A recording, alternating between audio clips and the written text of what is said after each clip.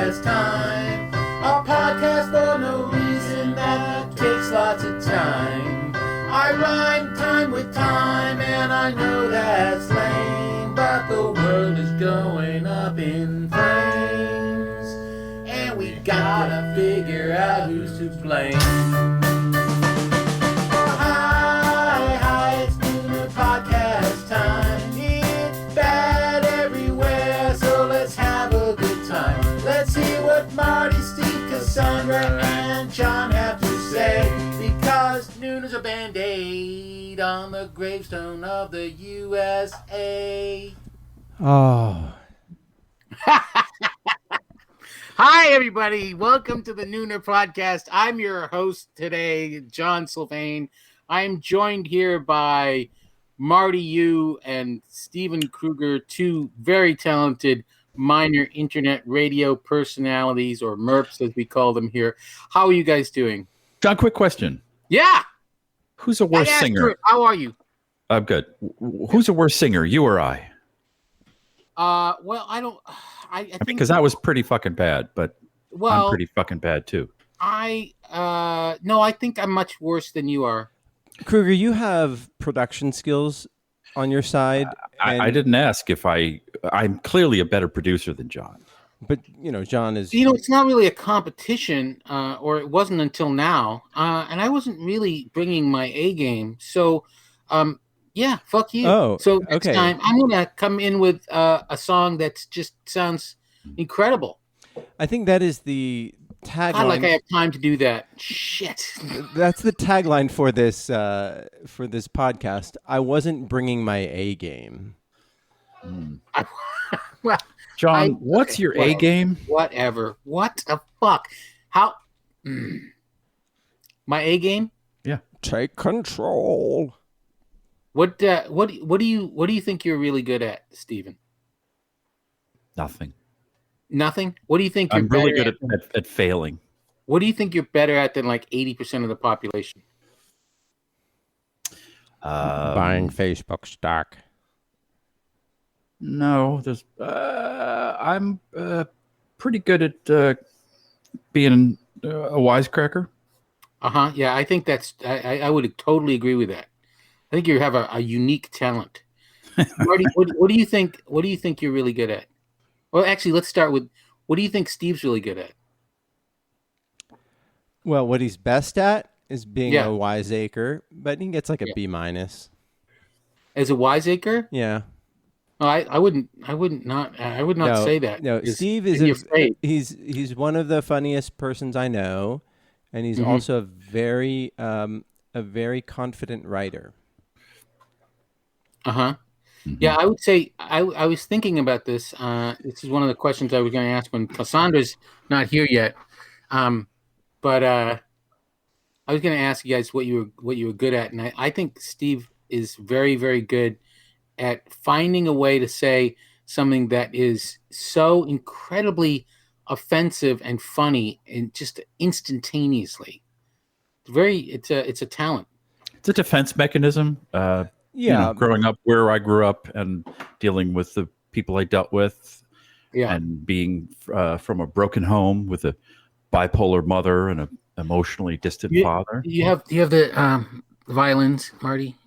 I'm going to say that actually, pushing those boundaries is very difficult, and Steve has a very high average for pushing those boundaries and saying inappropriate things while being funny. But he's like he's batting around 400, which is very good. Better than me. Better than me. So Marty, what are you good at? Very little. I'm good at I don't know.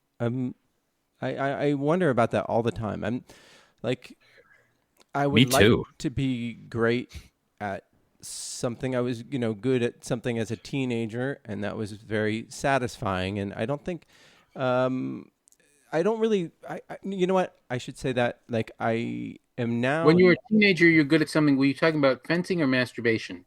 Yes. But now I'm less interested in being good at something. On guard! It does sound like you're coming when you're on guard. I'm much more interested in doing things that I enjoy, and that is, I've given up on being good at things, and I'd rather do things that bring me joy. And if part of that happens to be being good at it, then, so that's fine. But there are certain things that I do that I'm not good at that bring me joy. I built an owl box, or I didn't even build it. That's the thing. It's a box that will attract barn owls and to nest. Okay. And so they'll eat the mice to frighten your wife, or what? No, it's to eat the mice that are plaguing the garden. And so like there's a local wildlife foundation that has these boxes, and we didn't want to shell out the full price for one, so we got one of the like rejects that was made by a Girl Scout who they were like, nice try, but this is going to be go to the donation pile, and basically it's a pay what you want sort of thing. So we paid half the amount. But I painted it badly. I added some modifications badly, and then I put it on a big pole and laid some cement badly. But it made me so happy to do it. And maybe I don't know how I'm just flabbergasted, like why any barn owl would come and nest in there. But what makes these boxes attractive to barn owls? Are they priced well, or you good barn owl neighborhood? You need to put it in a place that's sort of open, facing some open space, facing east, and the hole is just big enough for them to fit in, but not big enough for the great horned owl to fit in. Their number one predator. And then you put sawdust in there, and so we're talking owl on owl violence out there in the owl land. It's so ugly. It's so sad, but the best owl raps have come out of this feud. Yeah. What, the barn owl versus the great horned owl? Yeah. They throw down. Yeah. Okay. Well, I think. But that's my point is, like, that made me really. That's the most satisfying thing I've done, and I didn't do it well in the past 6 months. But yeah. What do you think Marty's really good at, Steve? Really being a bummer on the podcast quite a bit. He's really good at worrying about problems that are so beyond his scope when he should focus on the micro. Like he has stumbled into home ownership in a Tony part of town and has a very productive and lovely wife, and he should focus on making her happy, but he worries about the poor. So it's really he's very good at being selfless, which I find disgusting.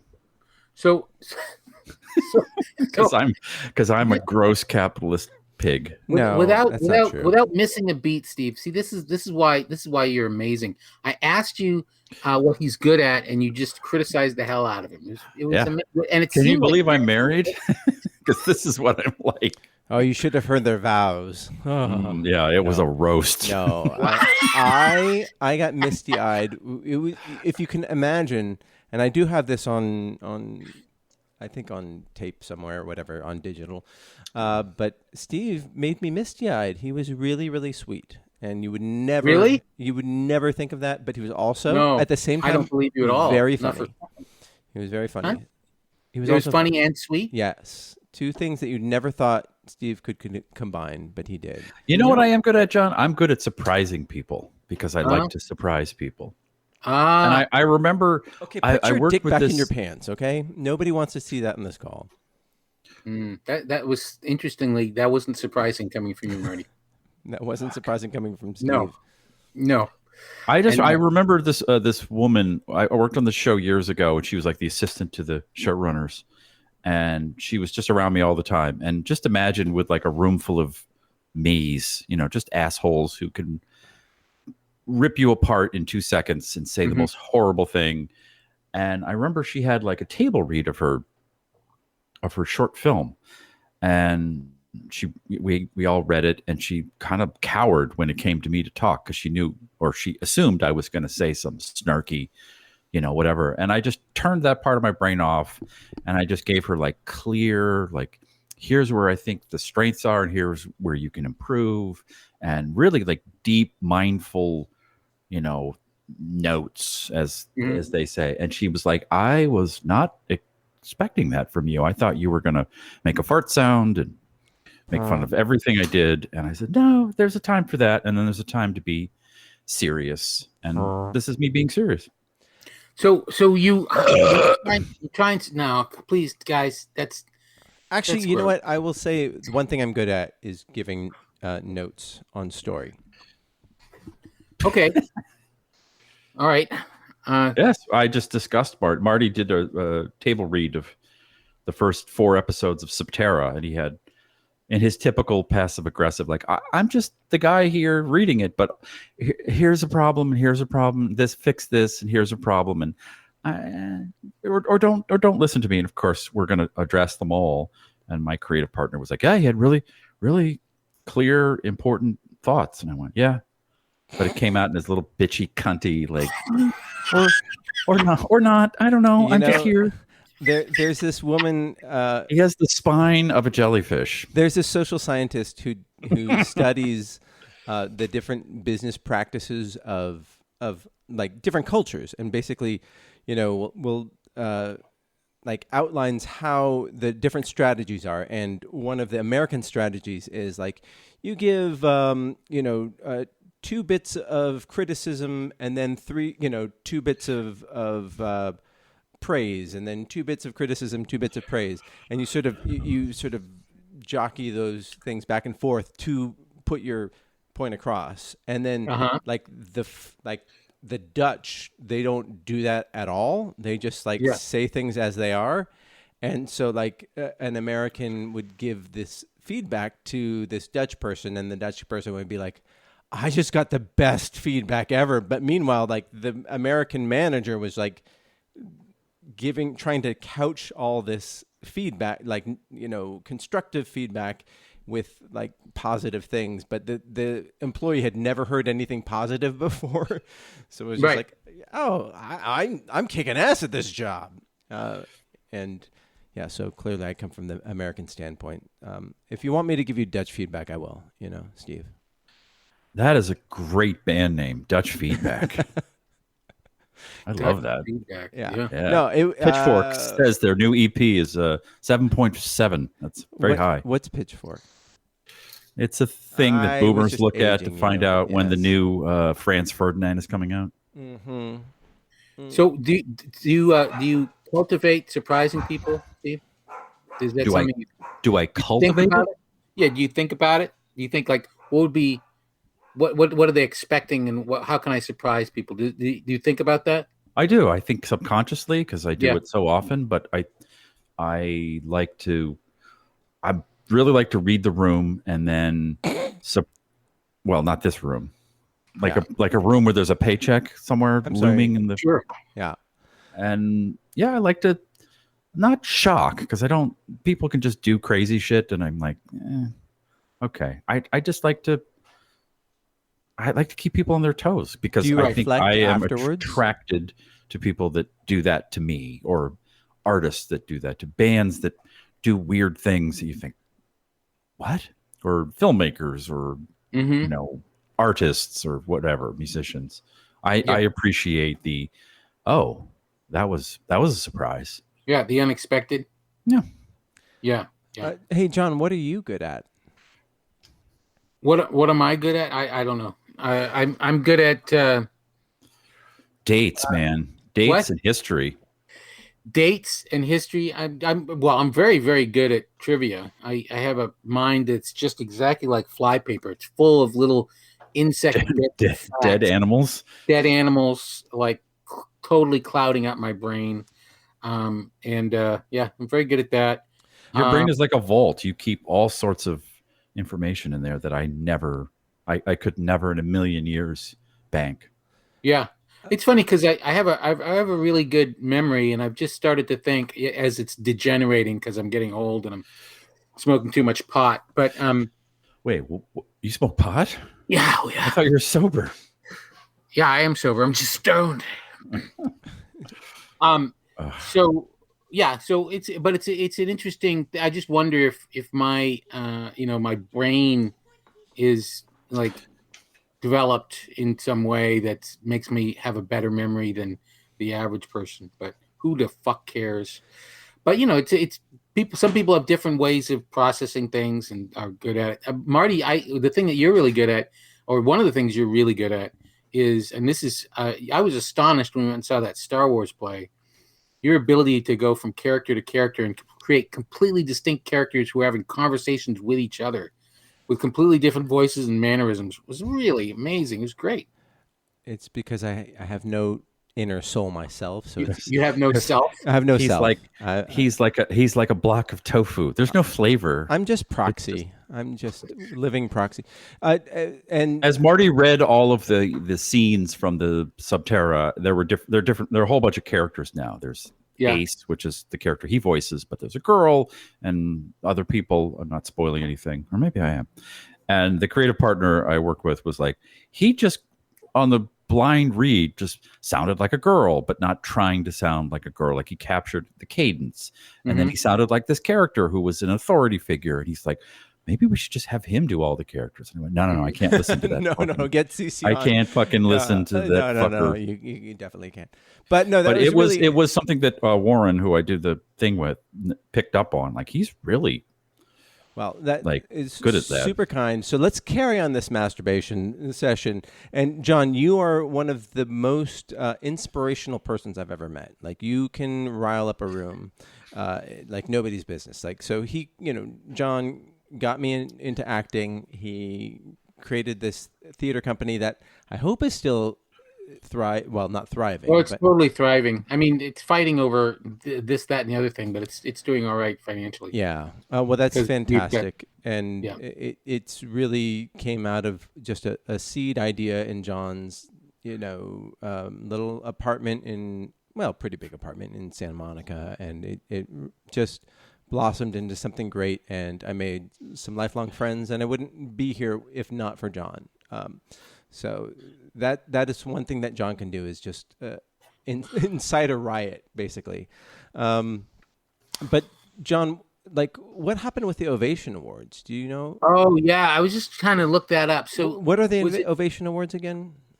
Well, there's this organization that existed until today called the Los Angeles Theater Alliance, I think it was called, and it was basically just all the theaters would pay dues if they wanted to be part of this, and if they were paying dues, and one of the things they did was have Ovation Awards, and that's basically like the Obies for independent theater in Los Angeles, right? Yeah, well, it's the Tonys. It's not the Obies were for off Broadway, but the Ovations are for everything theater in Los Angeles, like the Jeffersons for Chicago, or I don't know what else there are anywhere else. But it was sort of the main theater award, and like most theater, most awards, it's kind of silly. But I guess they, I'm not exactly sure what happened, but there was a play at East West Players. Yeah. East West Players. Is that the name of it's East First of all, they didn't call it from East West Players. They said it was from the venue, which was, and they never have called the East West Players their name for whatever reason. East West Players is an Asian American theater in Los Angeles. I've done work there. And Marty has done work there. Great place. Because he's an Asian American. What? So they had to hire him. No! I thought it was an exception. So someone was nominated. You were Latino, Marty. You're Asian American? Some woman was apparently. Who do you know the name of the woman who was Julie nominated? Lee. Julie, was it Lee? Yeah. Was it something? Oh, it was Julie. Yes, it's Julie Lee, but her name is spelled Jully. Yeah.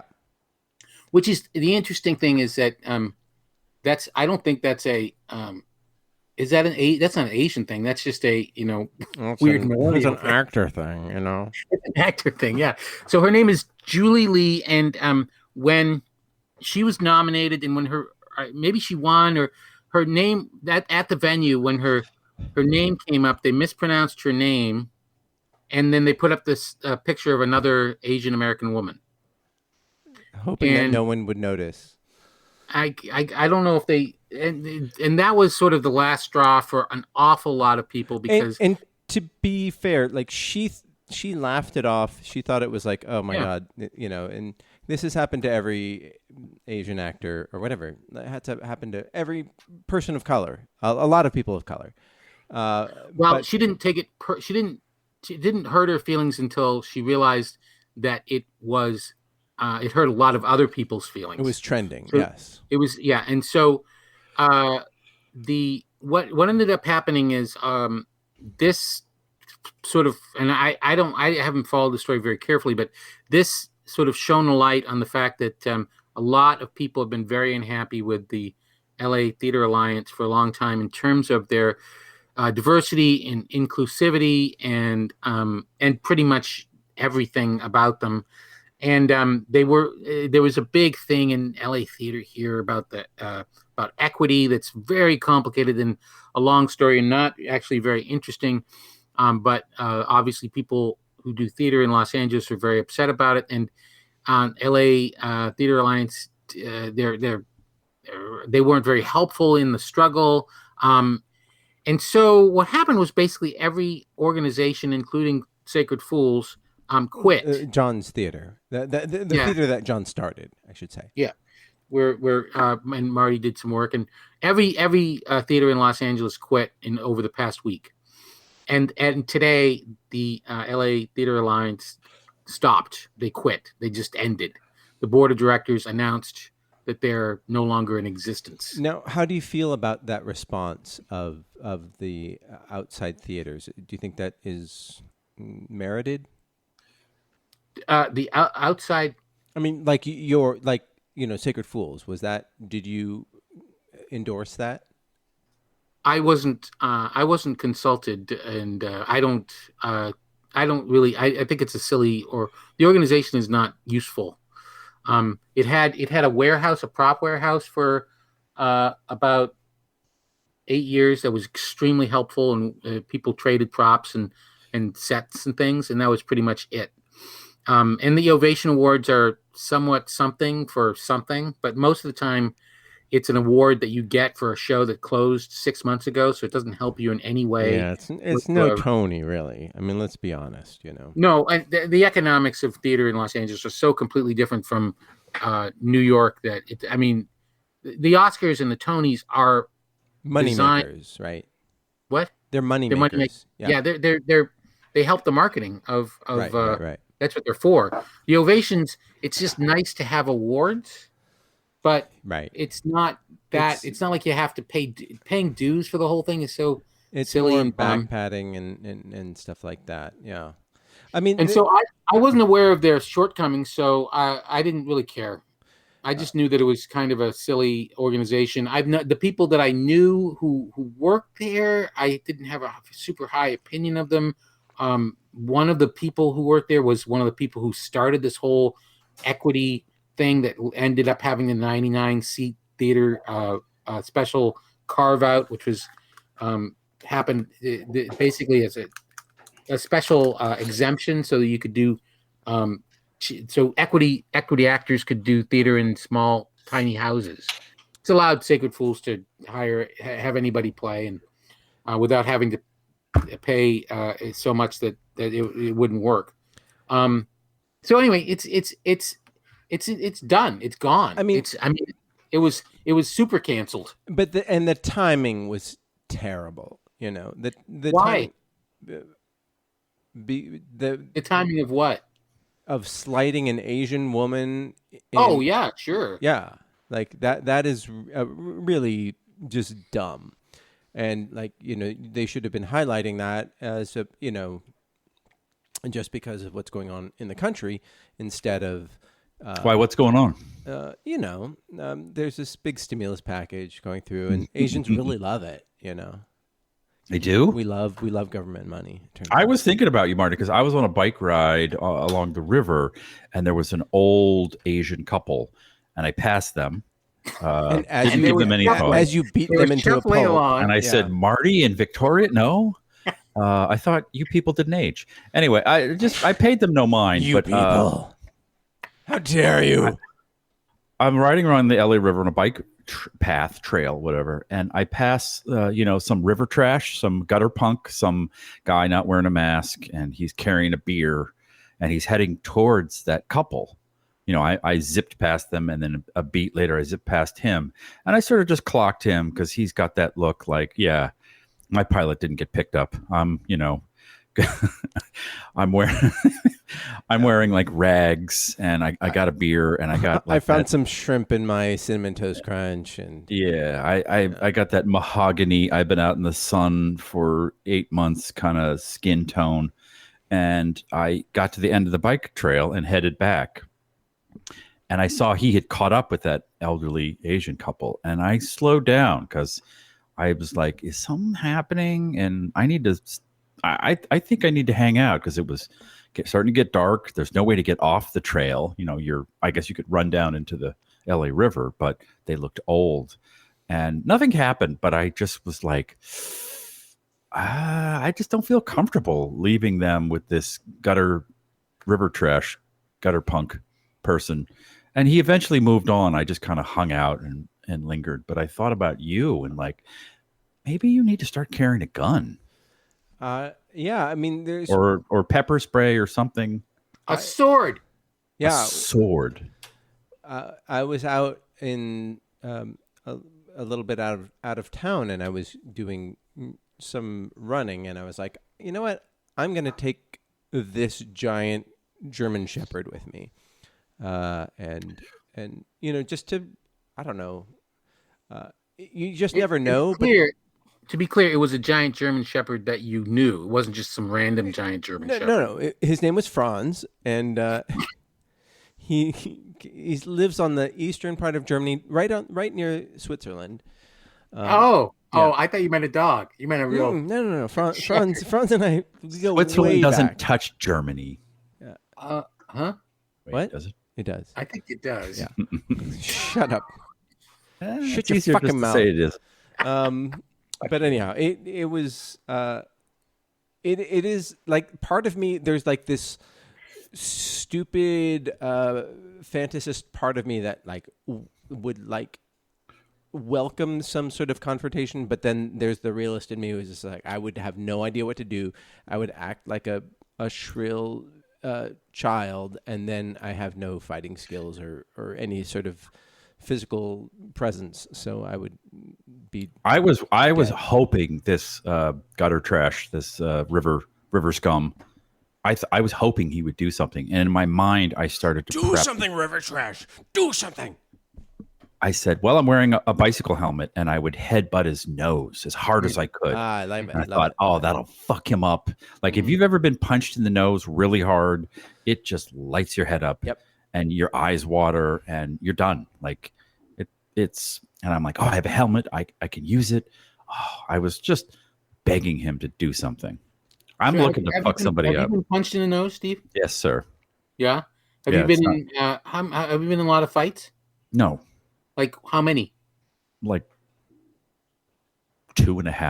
2.5. How about you, Marty? One was in the bathroom of the Cat and Fiddle in Hollywood, and it was really? Me and a guy in the bathroom because he was bumping the people I was with. This is the bar that Bill Watterson was a bouncer at, so it was probably probably around there. Yeah.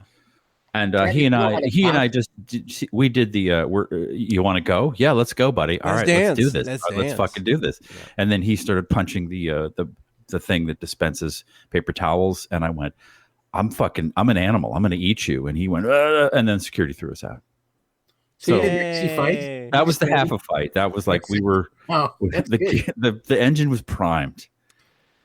But in high school, I punched a guy and he punched me back. And then at a show, a concert, a punk rock gig, a guy punched me and I punched him back.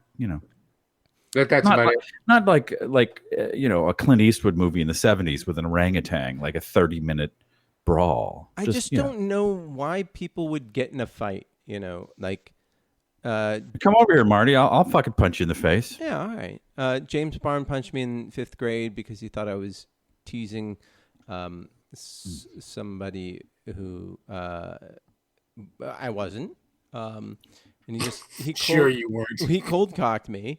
And then his name was James Bond. James Barnes.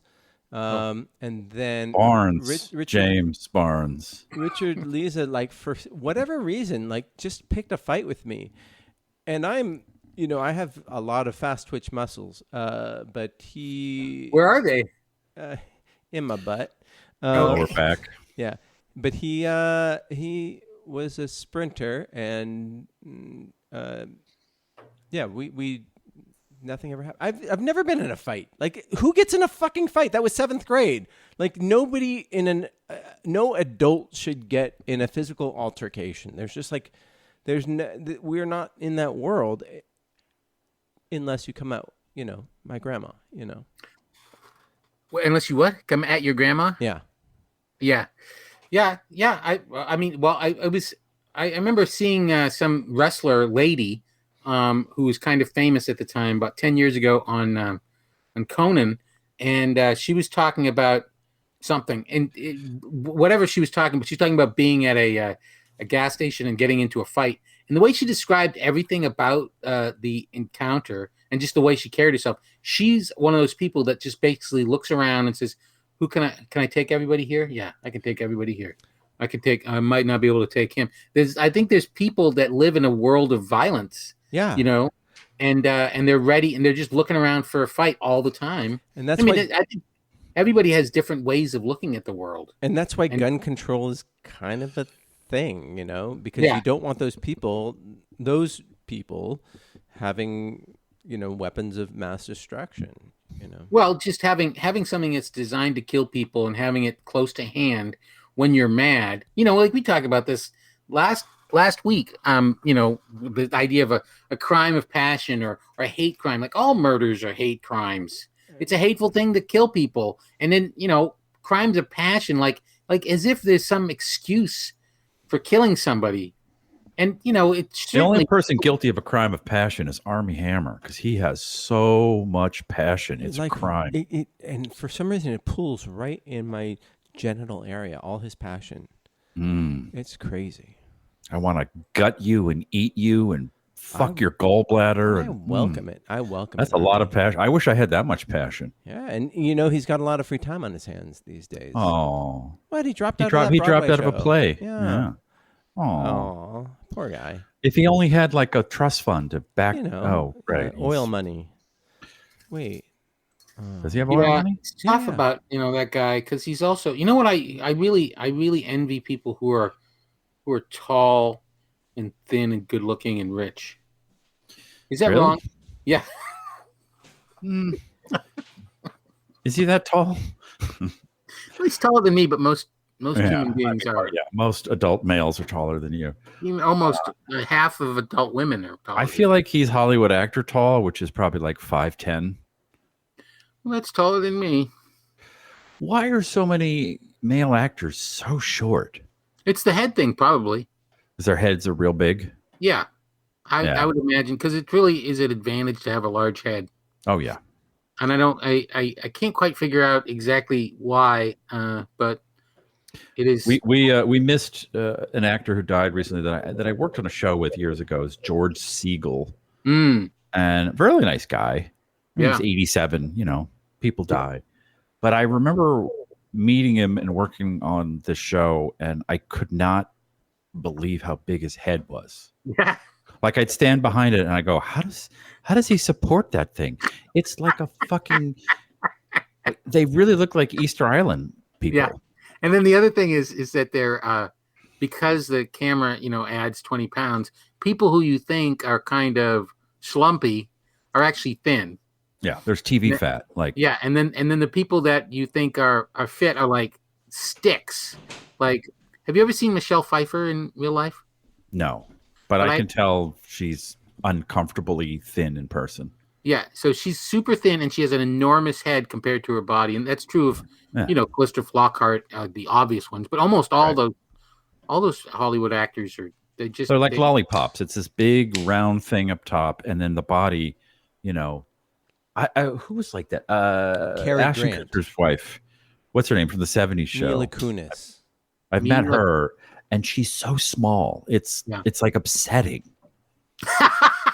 I was like, she's like the size of a small little boy. Like, it's just, but big eyes, big head, tiny, tiny body. Photographs like, ooh, she's real sexy. And in person, you're like, are you okay? Right. Do you have some sort of Benjamin Button thing going on? What the? So as the sort of the host of this week, I should mention that Cassandra has in fact texted us. Why am I can't talk? And Cassandra's not coming, so it's really up to Marty to bring the funny. Okay, good. Well, just so we set a bar and maybe we'll be able to get under it. Yeah, she's getting her hair done. Is she really? Yeah. She wrote that we should avenge her. Should we come back and she's getting her hair done? All right. Yeah. She got a new agent and she's hot off of whatever CW show. She's, got to up. I'm sure the agent was like, we need new headshots, which means first I got to go get my hair done. Then I got to call Dante and he's going to take some photos of me. It's such a fucking scam. I'm still living off of, residuals from 1997's like whatever Friends or whenever it was. I don't remember. Friends. Yeah, well, they repeat that every 5 seconds. Yeah. It's apparently the best show ever made. So we have over 100 million people have gotten at least one vaccination. Are listening to this podcast right now.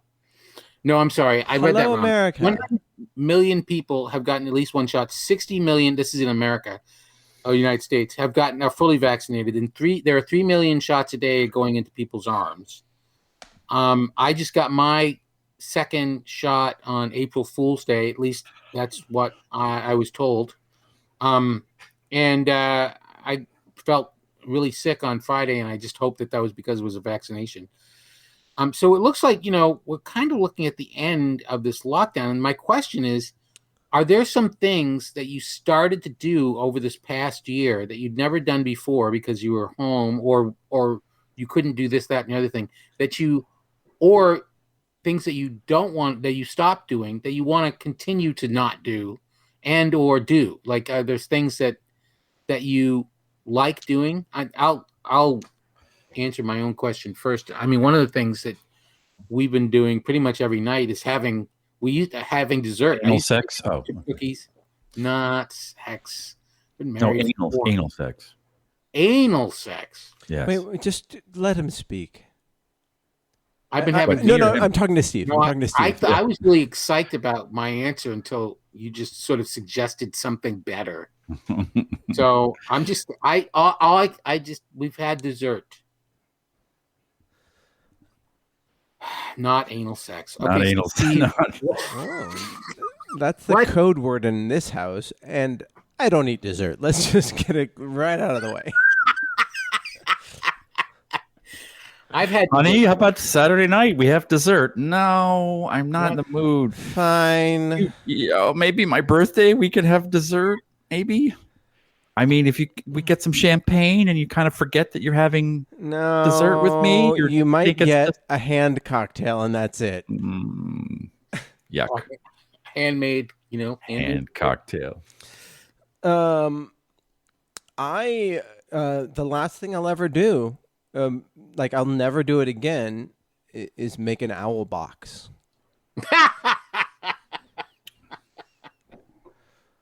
When those owls flock to that box and there's a little family of barn owls living in there and they've named all of their kids after you, there's Mart and E and you, then you'll be really happy. right? I know, but you know what? They only live an average of 2 years. Yeah. And you have to clean it out every year because like they leave all their carcasses in there and stuff like that. So you gotta. They make plastic traps for mice that work. We captured some mice. Yeah, it didn't work. We put them all around. Yeah. Oh, you did? Yeah. Didn't work? Didn't work. You think that no kill. naturally making a right priced barn owl box is going to attract a family of barn owls. So that'll work for you for free. Fucking happy. That would be awesome. Well, let's all pray for Marty. Are there anything that you've discovered being in lockdown over the year that you want to keep doing? I don't need to go to work. I have been much more productive at home. I don't like any of the people I work with, except for the ones that listen to the show, and you know which ones you are. None of them. And yeah, so I can just do my work at home. What? Honey. Why do you say that? Marty, bring you in. Oh my God, don't get me started. It has nothing to do with that. Oh, jeez, thanks. No, I work with some really great people, but I don't need to be. You don't. There's no reason to go to work. Yeah. Commuting to work for. I mean, I don't think that my teaching is. Well, who knows if my teaching is effective? I've got 80 students, and they're probably all asleep. How many of them have won Oscars? So far, let me think. None. Okay, not effective. Okay, you failed. No. Okay, so I'm failed. Yeah. So I don't know if it's more effective if they're in person or on Zoom, but it's certainly closer to my house. So I like that. Yeah. And you do have a long commute. I have a very short commute, but I still like just being around the house. It's because I'm a homebody. What about you, Steve? I don't like working from home. I like going to an office. I like the separation. Mm-hmm. But I had a pitch today, and it's not my first pitch since lockdown, but it was over Zoom. Mm-hmm. And it went quite well, I thought, and it was with people on multiple coasts, and I just put my notes up in front of the Zoom screen, so I didn't even see anybody, and I just looked at my notes, and I walked away, and I was just put the notes in front of the camera so that people could read them. No, they don't want to read my notes because they're like, these people are stupid. You are better than them. Right, you are. And it was, because as actors, well, Cassandra's not on the call. You audition like hundreds and hundreds of times for a role. Well, I do it maybe 3 or 4 times. Like I said, let's talk about current working actors. Sorry. And they've gotten to the point now where like just film yourself with your phone and you have someone else read the other line and fax it in, and that's how people get jobs. Like that buddy of mine, Kyle, who's on everything, he gets jobs from sitting in his office and just filming himself with his phone. Yeah. And I'm like, you don't need to drive to fucking Marina Del Rey and park and wait in a fucking, lobby with a bunch of other idiots who look like you and then go in and go, give me the gun. Great. You want another read? Like, oh, okay, cool. That's it. And then you drive another 3 hours home. And while I'm pitching, I'm like, I don't need to go to a fucking office. No. And drive to fucking the West Side and park. And then, all right, the assistant will meet you at the lobby of the Century City Plaza and they will escort you upstairs. Will you meet the second assistant who will buzz you in and then we'll put you in a conference room? And do you guys want water or do you want dick measuring contest of like just and like then then they come in we're so sorry 15 minutes late and then I'm just like can't I just do this from home? Yeah. Reduce your Tell carbon us about footprint. the show. Here's my thoughts. And I didn't even have to memorize anything. I just read my notes. I didn't look at anybody. And it was fucking fun. Yeah. So I would love pitches to be virtual. And there are more, I would imagine more actors in LA than people doing pitches.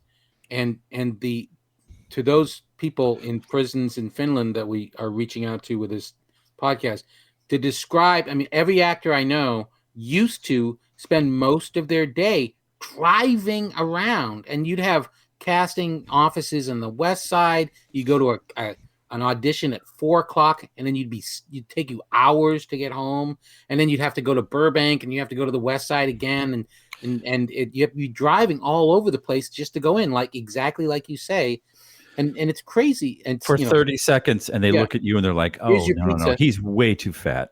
Yeah. Hey, I'm right here, you fucking fuck. Yeah, that headshot of his was from like when he was on fucking Friends. He got fucking real puffy. Hispanic. I am Hispanic, according to my friend Steve. Oh shit! Yeah, it was like a real delight to not have to. I mean, it was only rescheduled 17 times, so I'm like, well, that's better than most pitches, and you don't have to shuffle your schedule around. I don't know. I like working with people, but pitching isn't working. Pitching is selling, and selling can be done over the internet. You don't need to fucking. There's Big Valet who's really pushing against this because Big Valet, valet parking.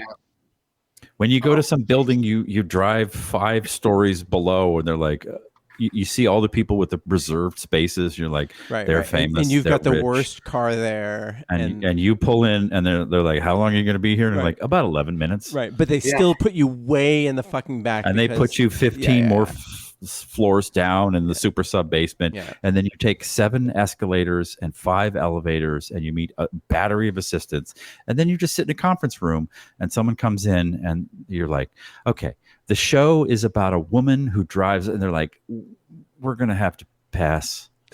It's just not for us. Can I get my parking validated? How long you been here? About 18 seconds. We'll give you 20 minutes. And then you got to run down, and you have a 20-minute little stamp on your fucking parking thing, and you got to run down because if you go over, $11. Yeah, $11 every 10 minutes. Yeah, every 10 minutes. There's some places in Beverly Hills it's $28 every 15 minutes. It's so fucked. Yeah. I did DoorDash for a minute. 8 weeks. Yeah, about a minute, and I delivered something to some place right on the edge of Beverly Hills, and it was exactly like that. It was just like parking. Here's the food. Do you validate? No. Did you have? And then it was like $27. Did you have any other horrible experiences? I mean, it just sounds like a horrible experience, and I think we're going to get into that later because we got some email in. What, DoorDash? Yeah.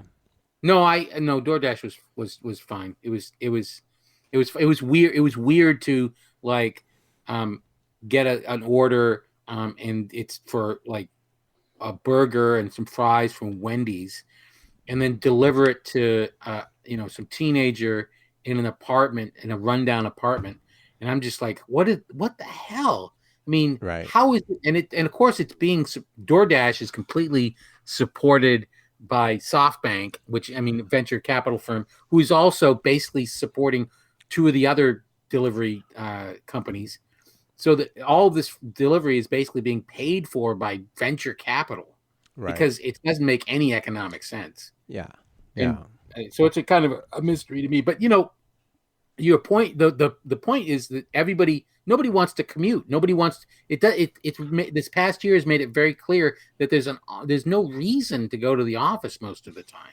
And yet Amazon just said they're expecting people to come back to work pretty soon, and they're expecting everybody to be back at work in the offices by September.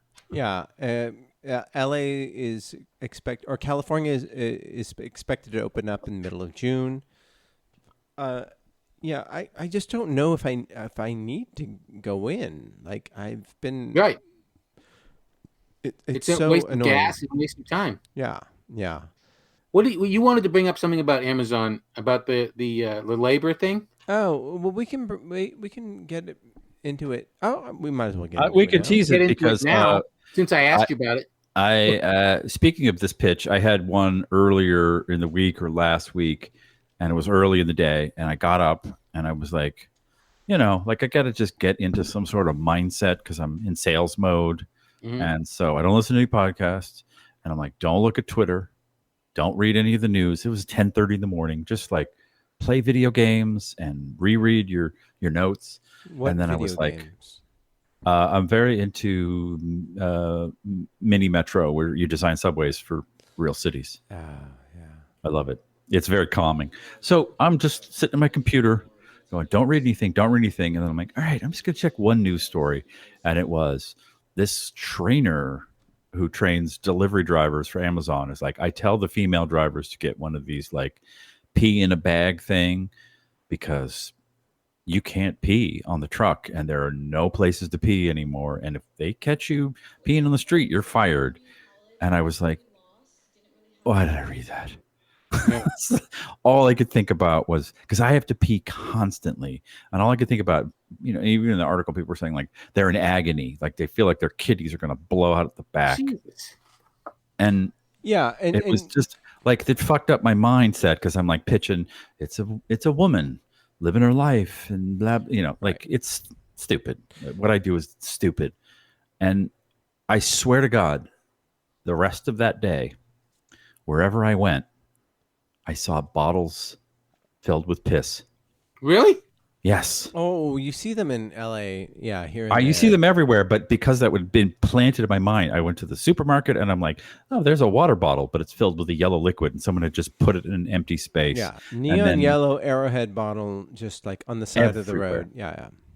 Wow, I didn't realize that. Yeah, they're everywhere. So Amazon is in the spotlight right now because in Alabama, in a small town, they created a fulfillment center of sorts, and one of they're organizing there to form a union to point out that it's not about the hourly wage. Actually, it's about the expectations, dignity, and then it's striking to be able to pee. Right. They want to be able to work. Breaks. Yeah, and to be able to work normally while getting paid, they're $15 an hour. I heard it's less about money and more about if you don't hit milestones, you get fired. Exactly. But you don't know what the milestones are, so everyone works like crazy. Right. Or you'll get fired. And to achieve that, which is brilliant management, by the way. Right. You have to you don't have time to pee, and so in the Twitter account, like they were saying, like, oh, we have to pee in bottles, and then in the corporate Twitter account, they said, like, you don't really believe in the peeing in bottles things, do you? And sure enough, like, it came out that like managers were saying, like, you're going to have to get out on the road and deliver your shit, and if you can't find a place, you better pee in a bottle. And I just want to read an email from a listener who said, who wants to be anonymous. I'm currently employed as a driver with Amazon, and I would like to firsthand confirm that we do, in fact, pee in bottles. I pee in bottles literally every day I work. With the amount of packages I have to deliver, it is literally impossible to stop or find a place to use the restroom because of the locations that I have to deliver. I would also like to add that I have not taken the 30-minute lunch for a few months because the routes are so big that even 30 minutes sets me back. Just thought that would be interesting to you all while discussing this on the podcast. And I do want to add that they literally told me in orientation that I would probably need to pee in bottles at some point. I personally don't have a big problem with it because obviously finding a place to go to the bathroom is a massive waste of my workday. But I just wanted to confirm that, yes, this is 100% true, and everyone I work with has to do that. Okay, but like I've peed in bottles. I've been stuck in traffic and I'm like, I'm going to fucking pee my pants. All I do is press the head of my penis up to the bottle, create a seal, and urinate. Like, we're men. We have hoses. But the article I read was about women who have a hole in what looks like a man in a rowboat. Wait, what? They have like a hole. Wait, they don't. Start from the they beginning. don't have Show me a diagram. Where on the doll did it touch you? so they have to get some special device, like a sort of like a plastic clam that they push up against their vagina that gross. envelops. Girls are gross. I know, it was really, but it made me think, like, maybe Jeff Bezos is an alien and he was sent to Earth to build this massive retail empire so that people would pee into bottles, and like at night the mothership comes down and picks them up, and that's the Matrix for them. Like, that's their power like cells. Some uber capitalist who has a team of doctors giving him like very measured doses of testosterone so he can, have sex with his like newscaster girlfriend. I mean, it's gross.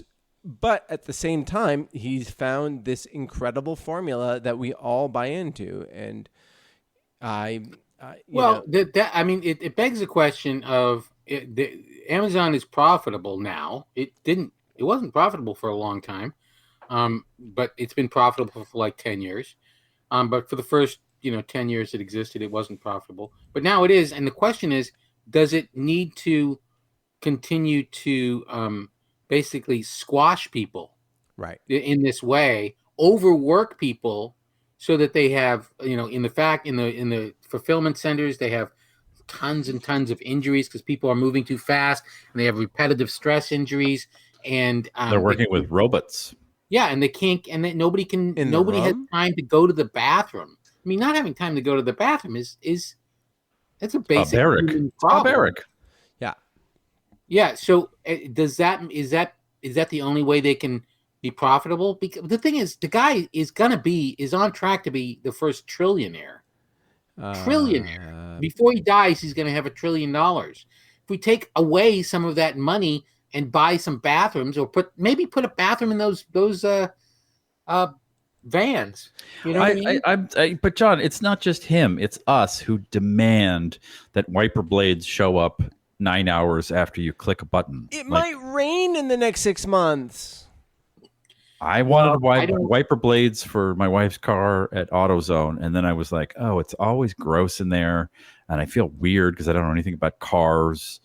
Oh, I'm just going to click a button. Oh, they're going to be here tomorrow morning. Like, he has created a retail utopia. As whenever I buy something on Amazon and I see when it's coming, I am not like, oh, that fulfills my expectation. I am always like, holy shit, it's going to be here tomorrow? It's going to be here later today? How the hell? John, you're near the end of your life. Think about a 21-year-old who's like, you're used to Pony Express. I mean, that is like high speed for you. The Coos is not here. Let's not punch John. Let's lift him up.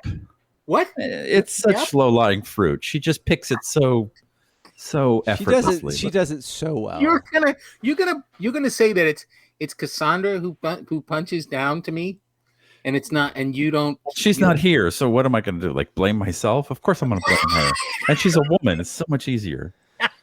That is a good point. Yes, it's John. But people have been. I don't know what to do because I can't quit Amazon. I'm not going to move to Walmart. I just think that if they spent more money on personnel, then people would have more time to go to the bathroom. Or people could just quit the job because, for me, a requisite for a job is a bathroom, not to pee in a water bottle that I just drank from. But, So our listener who emailed in, like, do we feel like, is he being wronged by going through this, or is this just the new world before the drones take over?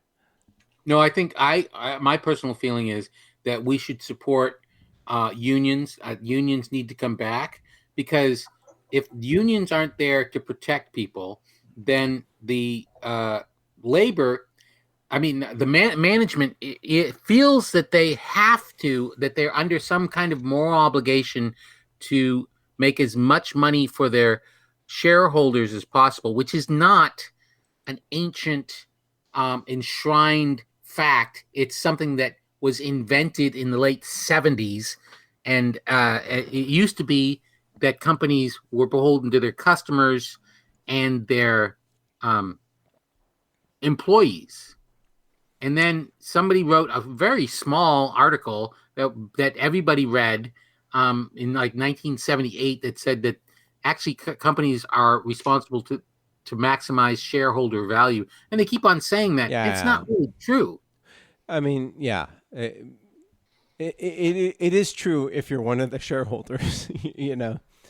No, but but the point is that it doesn't mean you can like run over your employees and unions, you know, maybe they overreached or something, but I think they focused on more about the union viability than the workers like thriving, you know. Maybe, but I mean, the biggest companies in the country right now are Walmart and Amazon. Yeah, two ununionized corporations. They're non-unionized corporations. Is that what you said? Sometimes you drop out right at the important part. Well, because What? Yep. Kids today, I tell you. Why don't we dip into the mail sack? Oh, Jesus Christ! Well, I just there you go. did. All right. Oh, yeah. What was that? It? Well, no. I just need a little more. Oh, here we go. Well, we don't have to. I'm just worried that, you know, like unions in America started sort of to help with child labor. The mail sack. Shut up. God damn it, Steve. Won't you ever shut up? You are the worst producer. You fucking suck. Yeah, that was great. Hold on. Before we go any further, Marty, you did hit record, correct? He's looking now. Are we live? Is this happening? Are we real? What? Itch? Don't worry about it. The light wasn't red and wasn't green. It was kind of. I just want to thank the taupe. Taupe. I want to thank the listener who sent us that about the Amazon stuff because it was interesting. Yeah, it's super interesting, and it's a very difficult situation because I'm sure that Jeff Bezos would be like, I pay twice what the national, my minimum is twice what the minimum wage is for the country. So like, how am I fucking up? But at the same time, you're not letting your people pee. Right. And there's that. And then his Twitter. Right, but we used to allow children to work in factories in lieu of school. Yeah, I know. Those little tiny hands could just assemble so many little. Yeah, oh wait, we do have that now. Stitches. They're just in China. Right. Those kids aren't going to school. They're making all the crap that we have to buy on Amazon. Mm-hmm. Yeah. But yeah, I like okay, so they have to drive around and deliver a lot of packages. Yeah. This is America. We don't have public toilets anywhere, and they don't have time. So they should build some sort of piss hole in the fucking back of the van. Yep. Or just develop really drones that don't need to pee, and then none of us have to work ever. That's what's. Well, that's coming, but then in the factories, you just hire an extra couple people for every 10 people who just go and say, "Do you need to pee? Do you need to pee? Do you need to pee? I'll take over for a second while you go pee. Do you need to pee?" Yeah. And then Jeff Bezos becomes a trillionaire a little bit slower. Oh yeah. Yeah, that's the thing. Is like when is the threshold of like John, you definitely are the villain in an Ayn Rand novel. You are like the that's right. Bespeckled. That's the nicest thing you've ever said to me. Fucking Ayn Rand can suck my cock. What do you think drives Jeff Bezos? Is it to reach $1 trillion? He's a Randian, probably. Fucking Ayn Rand. Fucking fuck. Yeah. It is, customer service. Like that's the culture over there. And, if he's, to his credit, like if he's like, fuck it, I'm going to pay everyone $100 an hour and we're going to double the amount of employees, one of those San Franciscan tech fucks is going to undercut him and, destroy him. Like there was a social media platform before Facebook, and it was quite well run, and it was called MySpace, and then some. Oh, I thought we were talking about Friendster. Sorry. or friend. Yeah, but you know, there was one before MySpace that was not very well run. Not well run. It's called Friendster. That was a piece of shit. Well, no, I mean, he turned down $18 million. The guy who started that, and But yeah, someone will say, "Oh, Amazon's got soft. Great. I'm going to swoop in, and with Chinese VC money, I'm going to make some faster, cheaper version of Amazon." So he's also trying to keep. It's not just him going, I need $1 trillion because blank. I think it's I need to be the best because he's an alpha male and he invented a new economy, and he's hires a lot of people. Do you know people like him who need to be alpha males? Like, I wish. Are you friends with people like that? I think that like, you know, obviously we benefit from someone like Jeff Bezos, like out in the world, but I don't know anybody like that. And if I don't want to know anybody like that, like, you know, it's very similar to what we were talking about before about people fighting. There are people that look at the world as a place of violence, and they walk into a space and they think, I can take everybody in here. Is there anybody who's a threat to me physically? I'm going to dominate. Right. That's anybody. That's what they see when they walk into a room. They think, look at the threats as opposed to look at the friends, you know, the potential friends, you know. Exactly. And then there's people who basically like, I'm going to make more money than everybody else. Well, and they're driven. You win. People are driven by different things. Yeah. But I don't think Bezos is. I mean, I don't know the man, but I don't think it's just money, because there's easier ways to make money. No, but it is about domination. It is about power. It's about, well, you know, but don't say it like there's something necessarily wrong with that. No, I don't say that. It's just what drives him, and it's just different from my compass. Right. You know, the thing. Well, think about the guys that hired you, who built your company. Like, were it not for them, what would you be doing? What? I'm sorry, what? Were it not for them, Jesus Christ, what would you be doing? What's wrong with you? What's wrong with you? Shut up, Steve. Just shut up. Twir you right in front of me, I would fuck you in the twirring face. Oh, Jesus. So angry. See, if you just channeled some of that anger towards capitalistic drive, you might accomplish something. It's more fun to do it towards you. I know. You're Lebowski. You're the bowling Lebowski, and the guys that hire you are the rich Lebowski. And we need them all. I think that Bezos and Zuckerberg and, you know, these tech titans, and I think that they're addicted to the game of increasing the value of their company in the same way that I have been temporarily addicted to like Civilization, or Civ you know, 6? people are Mini Metro. Which Civ are you Mini playing? Metro. I haven't played Civ in a long time because I after losing a couple of nights to it, I decided I'd never touch it again. I watched Johnny Goldstein, friend of the podcast, play it, and I was like, he's a fucking addict. Yeah, he has a problem. Yeah. Yeah, and you know, that's the thing, is that you, when you play that game especially, you're like, okay, I'm just gonna do this one thing. Oh wait, there's a threat over here. I'm gonna take care of that one thing. Oh, there's 4 in the morning. It's 4 in the morning. The sun is peeking out. What are you doing with your life? Well, I know it's morning and I should actually have gone to bed, but there's just one more little thing that I have to do, and you know, and that's I think that's what these guys have lost track of. Well, I mean, I think they're just looking at metrics that do not take into account. But like you can say like I defeated this person I met online, or you can say I made $40 million today. One kind of justifies itself more than the other, unless you already have a $50 billion. Then like, who cares? You know. Well, it's, you know,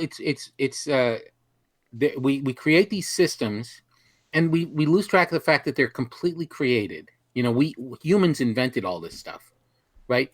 Money is not like something that is real. It's a consensual hallucination, and that doesn't mean it's not important. It's just that these rules, animals don't have money. Yeah, animals don't have money, and we don't actually need money to live. It just seems like we do. and the whole entire edifice of the economy, people, it's all made up. So we can change the rules, maybe. Anyway, it's hard. Yeah, I'm hesitant to shit on the Bezos of the world. I mean, I love to make fun of him. We've all benefited for yeah, of course. We cannot deny that. He's created, yes, it's a toxic, horrible company, but he's created lots of opportunities for people, and he's like an engine for innovation and the economy. I would argue that Facebook is more toxic, that has created more, maybe not the same amount of economic inequality, but more, certainly Facebook has created more political strife and social strife. I stole this from someone else, but I like to say it like, does a product make you happy or does it make you money or system? I said that. No, I'm not a real podcaster. And I don't make any money off of Amazon, but it makes me happy when I don't have to go to AutoZone to buy some wiper blades. But Facebook does not make me happy, and I definitely don't make any money off of it. So I don't use it. But you still have shares. That makes me happy. It is fucking fantastic investment. Yeah, all right. What do you think is worse, Facebook or Raytheon? What is Raytheon? It's a military contractor. Yeah, well, they make missiles. That's a military contractor. They're down by the airport. Probably Facebook, because missiles are used not near me, but Facebook is in the next room and on my street, and in your Russians can get involved in it and make my father-in-law think that vaccines are really a good idea. Mark, come on, Mark. I know. Wake up. Take the blue pill. He sent me a video of this doctor. He's a real doctor and he owns a real lab. And he was speaking to the state legislature in Idaho, and he had this lab coat on and he had a PowerPoint presentation. That's like when I go to an audition for like Propecia, Yeah. And he's not an anti-vaxxer. He's not a crazy person. He just had a PowerPoint, and he made some interesting points that are then fact checked, and I was like, no, he's kind of fudging it. And that makes him a crank. It's like, what do you want to be right, dude? No. Like, I don't. And he did, look, I believe this guy said, and he pulled some statistic out that masks outside don't do anything. Yeah. That you only get the COVID indoors, which of course he was indoors and not wearing a mask. And to that, I responded to my father-in-law. I said, look, I wear a mask outside because it's a signal. It's letting everyone know that this is serious. We need to all do our part. I don't think it's really protecting me because what we learned about it, but it's a pretty small fucking ask, right? Hey, the Montana governor, he called for the lift of the mask mandate, and in the past 24 hours, he tested positive for COVID. And, this guy said that the average age of Americans who die is 78.6, and the average age of a COVID person who dies is 78.6, which was met with laughter by the state legislature. Of course, I looked that up, and he's incorrect. He fudged the numbers to have a laugh line. I don't have patience for these fucking fucks who just like spew out this like nonsense. And then he went on and on about vitamin D deficiency for like 20 minutes. And I'm like, yeah, we should get a vitamin D if you live above a certain, latitude in this country because the sun, et cetera. Like, yeah, cool. But he kind of said, like, there was one part I agreed with, ironically. It was like, we've shut down our society to preserve just this tiny population, these older people who are vulnerable. To which I responded to my father-in-law, like, well, you're also that population. Like, you're over 70 or whatever he is. And, if you don't want to shut down the economy and shut down our society, then maybe we shouldn't. But you might die. Like, you have to, like, can you square that in your head? Right. And like, how do you put an economic value on that? Which is what everybody ultimately, any society does have to put a price on death. And I explained to my batshit crazy liberal mother thought that Trump was not playing. Vicky? Was not playing your wife? That's your wife's name. Oh, it's also my mom's name. Oh, that's weird. I just put that together. So you guys are like Batman and Superman. Yeah, Batman. I'm Superman. Basically your dad. Hot. Yeah. I bet your dick is not as big as my dad's. He's got a real big one. As the semi in charge person tonight, I think we should read the mail if we have any. Yeah, Steve Owens writes in, "Good morning, children." Steve Owens wrote. Fucking Christ. Never mind. I just wanted to send a shout out and a thank you to the great Tyson Sainer. Yeah, he's great. Yes, we love Tyson. Tyson's podcast, Succotash, Shut In, recently featured a clip of part of John Sylvain's episode of Fascination Street podcast. Oh, now I see why you just made some space for Steve Owens. Yeah, because I know what was in the mail sack. Yeah, that's what it is. Yeah. Mm-hmm. Mm-hmm. Okay. All right. And here's the other email, other than the anonymous one from the Amazon worker. Thank you so much. Is also from Steve Owens. Okay, that was Steve Kruger, who just into the microphone. Hi, kids. I know you guys and gals are always pumped to get an email from me. Yes, we are. We actually are. So you're welcome. Well, all right. Don't go crazy. Last week, you talked an extraordinary amount about Yogi and his sexual exploits. God. Who's Yogi? My son. What are his sexual exploits? Tell us. No, we don't want to talk about it. Just tell me. Tell us some of them. He doesn't have any. It's all made up. It's all in Cassandra and Steve's head. It's fanfic. He's a virgin then? Hey, listeners. That's none of my business and certainly none of yours. Hey, listeners, Yogi Sylvain is ripe for the picking. If you run into him, you just jump on that. You jump on that. Stop that. What? I'm just... Okay, so I am pleased to announce... I'm going back to the email. So I'm pleased to announce that the guest on this week's episode of Fascination Street podcast is none other than the Yogi Sylvain.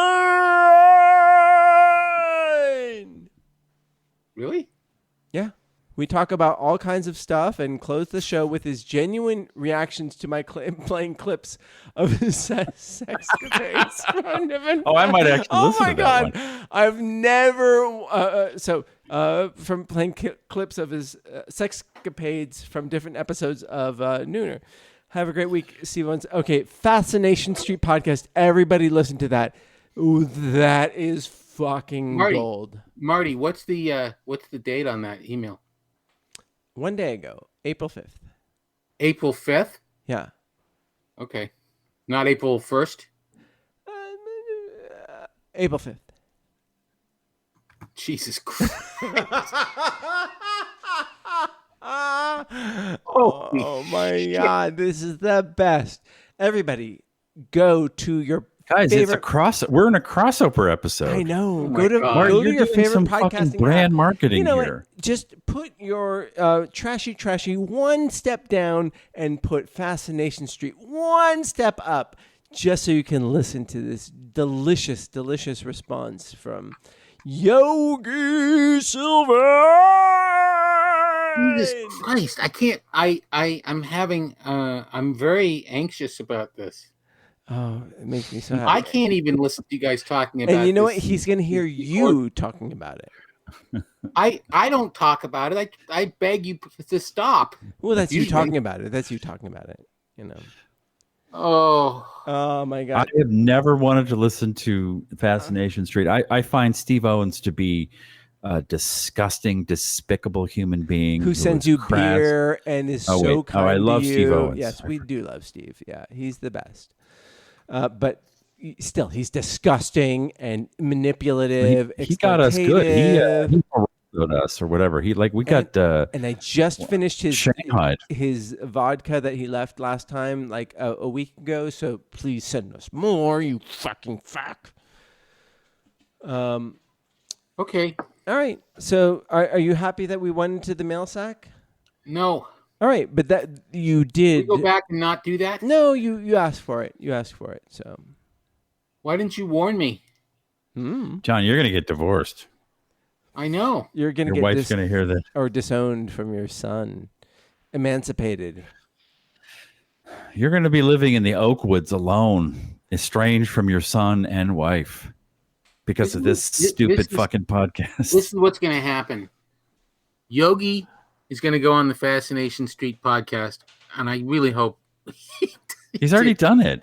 Well, so he's going on that podcast, and he's going to tell people that he's on it, and people will listen to it, and then they'll say, "Hey, he's talking about John is on this podcast, Nooner. Oh, I didn't realize. Oh, that's right. He mentioned that like a long time ago, and then he stopped mentioning it." And then they're going to listen to it, and they're going to hear me talking about my dad blowing up, and they're going to hear me saying things about my mom and my mother-in-law, and I'm going to be living on this. Can I come live at your house? Sure. You come in the garage with me. It's fun. Okay. That's going to be like Fonzie, but not above the garage. My whole life is going to collapse. It's going to be. Well, I'm glad I could be here for the end. Yeah. Well, okay. That's good. I love it. I hope he's not fucking with us. I hope he's serious. Oh God, I'd be very interesting to listen to.